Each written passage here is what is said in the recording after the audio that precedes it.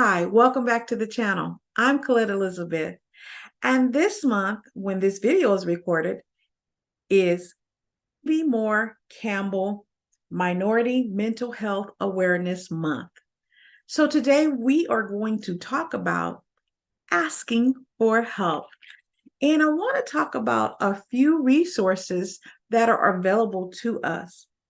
One of the things we know about Black women is many of us will not ask for help, and there are so many reasons why we don't ask for help. And I'm not saying all Black women, but a lot of us, especially those of us of a certain age, we were reared to just take it. We were reared to put on that cape, that superwoman cape, that strong Black woman cape, and just hold down whatever we need to hold down, that we are to put our nose to the grind and keep it moving, no matter what happens. And unfortunately, that has not always served us.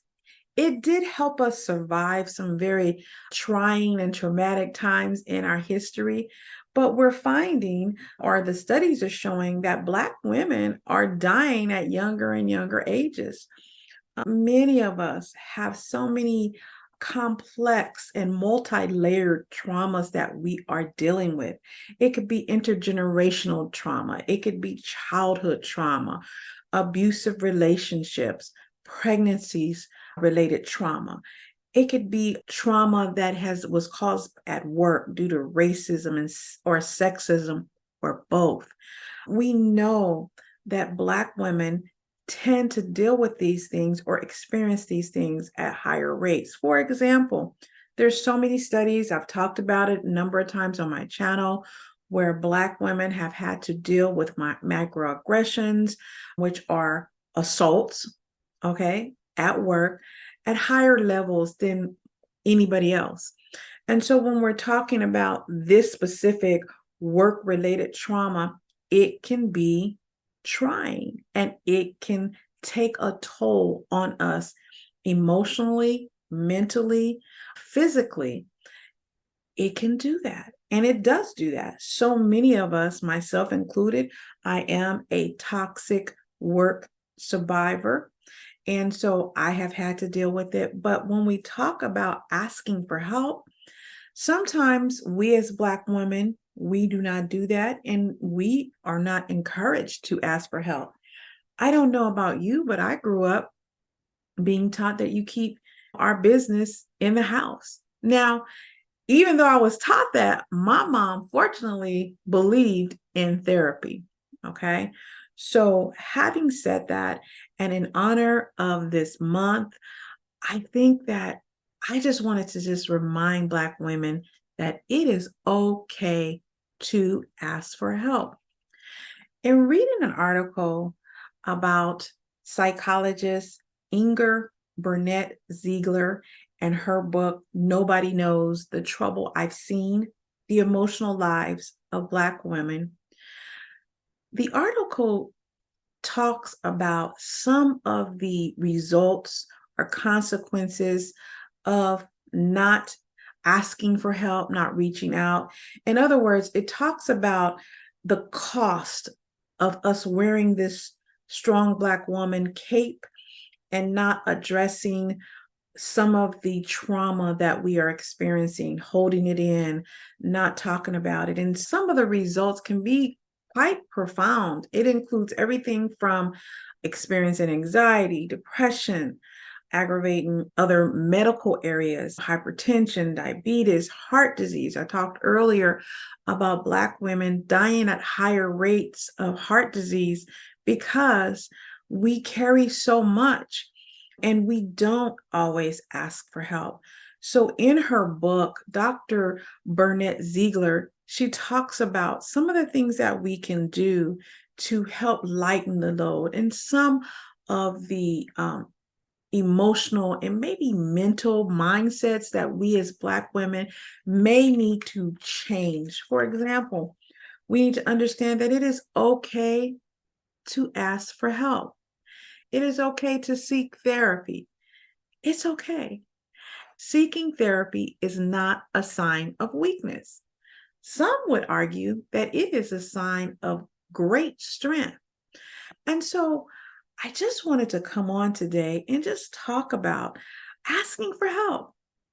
Ask for help. So I wanted to also provide a couple of resources that we as Black women can just look towards. We can put our foot in the pond and make little baby steps towards seeking assistance. One of the resources that I want to talk briefly about is content creator Roshida Dowe. She made a video. It was called Free and Low Cost Therapy Resources for Black Women. And in the video, she talks about how we can find some of the therapy is free and some of it is low cost. And so I will link Rashida's video in the description box below. Check it out. Very useful information. Another person I want to talk about, and I've had her on the channel, is licensed clinical psychologist Dr. Kimani Sands. She did a video on her channel, Lifting as We Climb, Consulting Wellness Services, Black Women and Toxic Jobs, How to Find a Therapist. And so I will put a link to Dr. Kimani's video in the description box below. In it, she goes through the process of showing us how to find a therapist. Now, I have a therapist and I've had her for some time.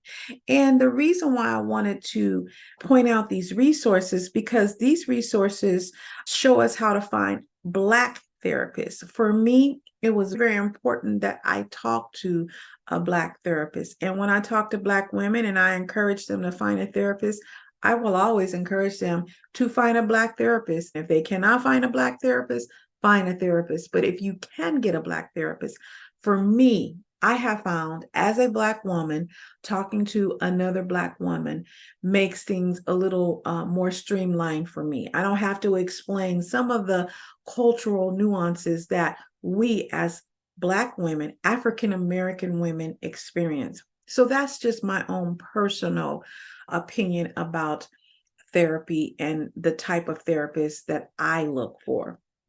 Another resource I want to share is Dr. Joy Harden Bradford's podcast. It's called Therapy for Black Girls Podcast. I will link the podcast that she delivers or uploads on YouTube. I will put the link to that in the description box below. But she has a lot of episodes on a myriad of different topics. You may find those helpful. The other resource that I wanted to bring up is the Therapy for Black Girls website. Now, on that website, which I will put a link in the description box below, they have a directory to therapists, okay? They also have some information about their sister circle and a bunch of other resources. I would encourage you to go onto the website, look around, see if there's anything that might be helpful for you. Another resource that I want to talk about that a lot of people may not be aware of is a benefit offered through their employer. And you may say, okay, Colette, you just said you go for a Black therapist. I found my therapist through my prior employer's employee assistance program administrator, okay?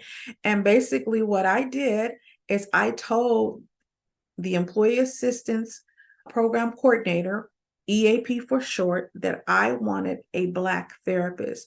So many of the EAP administrators, they can filter the therapist based on the criteria you have. If they have that person available, you may decide you want a Christian therapist if you're a Christian, or if you're another religion, that you may want a therapist of that particular faith or background. You may say, I want a male therapist or a female therapist. There are different filters that different EAP administrators have available to them so that they can find the therapist that you would prefer to receive your services from. And so I just wanted to talk about that because I realize some people may not know what EAP is, and I just want to talk briefly about it. EAP is sponsored and paid for by your employer. The information is confidential, and so that means that the person who is providing the services through EAP will not be providing that information to your employer. So don't worry about that. Of course, things are confidential as much as the law would allow. There are certain times that all therapists has to release things to law enforcement for different reasons, okay? But for the most part, your therapy through EAP is held in strict confidence. In fact, if you have an adult child and your child is getting those services through your job, EAP won't even tell you about that. Okay, that's how confidential they are. So getting back to how I found my therapist, I had gone through EAP for some personal issues I was dealing with, and I was able to find my current therapist, who is a Black woman. And after my EAP benefits were over with, I went on and used her through my private insurance. Okay, so EAP is very helpful. One of the purposes of this channel is to serve as a repository of resources.